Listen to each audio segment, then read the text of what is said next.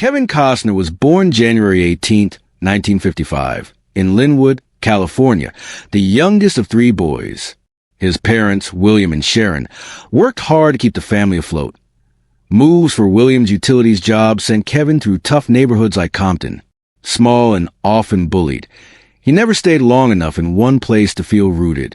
Raised in a strict Baptist home and carrying a mixed heritage, instability shadowed his childhood. In school, he floated between football, choir, baseball, and band, searching for a place to belong.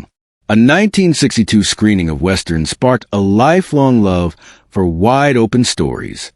He wrote private poems about feeling lost and graduated from Villa Park High in 1973. At Cal State Fullerton, he studied marketing, but a chance conversation on a flight with Richard Burton pushed him toward acting.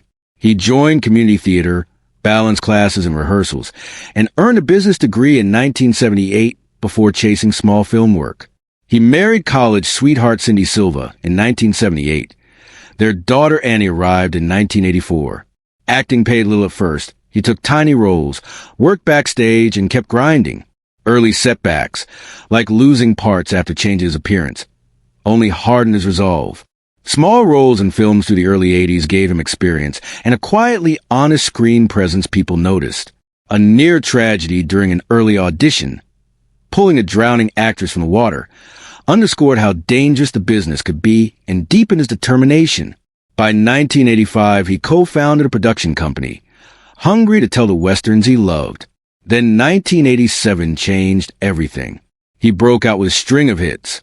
The Untouchables and No Way Out made him a recognizable name and showed he could carry big studio thrillers. In 1988, Bull Durham showcased his charm and improvisational instincts. Field of Dreams in 1989, a risky, small release, became a sleeper hit and turned him into a cultural symbol of hope. He earned a star on the Hollywood Walk of Fame that year. Fame strained his marriage. By 1994, he and Cindy divorced. The settlement was widely rumored to be large. Still, his career surged. Dances with Wolves, 1990, was a personal gambit. He invested his own money, filmed in brutal conditions, and insisted on cultural authenticity. The film won 7 Oscars, including Best Picture and Best Director, and grossed $424 million worldwide, establishing him as a filmmaker of scope. He helped lift others with him. Graham Greene's breakthrough came from his casting, but the shoot was perilous. A Buffalo Stampede injured crew, and the production's ambition stretched resources to the limit.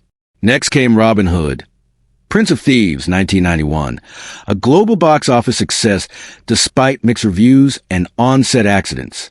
That same year, JFK required intense dramatic work and stirred controversy by blending fact and speculation.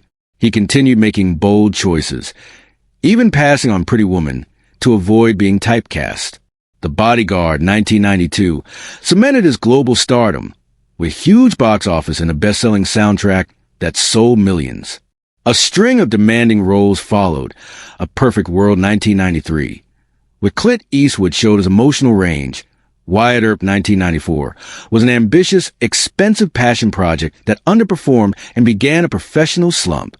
Throughout this rise, his drive for control and realism sometimes created friction with directors, co-stars, and studios. He fought for reshoots on Field of Dreams, clashed with co-stars, and pushed for authenticity on large-scale productions. Those battles produced triumphs and costly flops in equal measure. By the mid-1990s, his private life and public reputation were increasingly complicated. Long hours, on-set controversies, and a marriage that finally broke under pressure. Decades of perseverance, creative risks, and personal sacrifice built a career of highs and lows. And as recent events revealed, a personal life with secrets that would upend everything he'd spent a lifetime shaping. At the peak of fame, Kevin Costner's reach swung from triumph to turmoil. Yet he never stopped chasing the next horizon. By then, critics whispered about overexposure. 3 major films in quick succession made him feel unavoidable. His next directing gamble was Waterworld, a project that would come to symbolize Hollywood excess. Costner's ambition could lift him or sink him, but he refused to stop pursuing big dreams. Waterworld 1995 began as a $100 million picture and after hurricane-shredded Hawaiian sets ballooned to a $175 million production. $230 million once marketing was added. It became the most expensive film of its time. Massive floating sets had to be shipped and reassembled. Costner's reported $250,000 per day pay spawned jealousy and rumor. Creative clashes with director Kevin Reynolds were so intense Reynolds eventually quit. Waterworld grossed $264 million worldwide, but the cost swallowed profit, and the industry mocked it as Kevin's Gate. The fallout left Costner exhausted and burned bridges. Next came The Postman, 1997. Costner directed, produced, and starred in the $80 million film, which opened on Christmas Day against Titanic's tidal wave of audiences. The Postman earned only $17.6 million domestically, about $27 million worldwide, and was savaged by critics. Its 177-minute runtime pushed viewers away and confirmed how far his box office pull had slipped. Tabloids piled on. Costner had a brief relationship with actress Bridget Rooney. Their daughter Liam was born in November 1996, shortly after his divorce from Cindy Silva became final. The secrecy, age gap, and timing fuel headlines. Costner did not publicly acknowledge paternity until a 2002 DNA test confirmed it. He later set up a trust fund but remained largely private, and the scandal further dented his public image. Studios cooled. He lost roles, reportedly including Air Force One, which won a Harrison Ford, and stepped back from high-profile acting to focus on polo, environmental causes, and quieter projects. Smaller films like Tin Cup, 1996, and 13 Days, 2000, helped rehabilitate his dramatic credibility.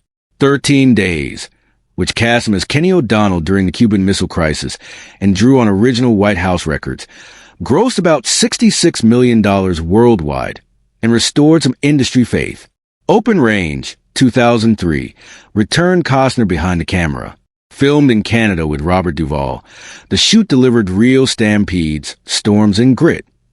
Costner insisted on authenticity. The film earned $58 million and became a modern Western favorite for its emotional honesty. The Upside of Anger, 2005, shifted him toward character work, playing a retired ballplayer turned radio host opposite Joan Allen.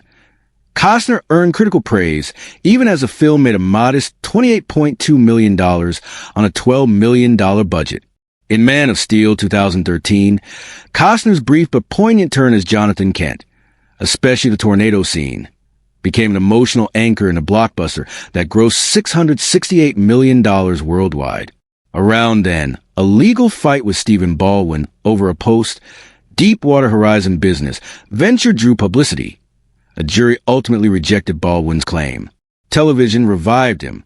Hatfields and McCoy's 2012 brought gritty, mud-drenched drama and massive audiences, with a miniseries peaking at roughly 14 million viewers and earning Costner an Emmy.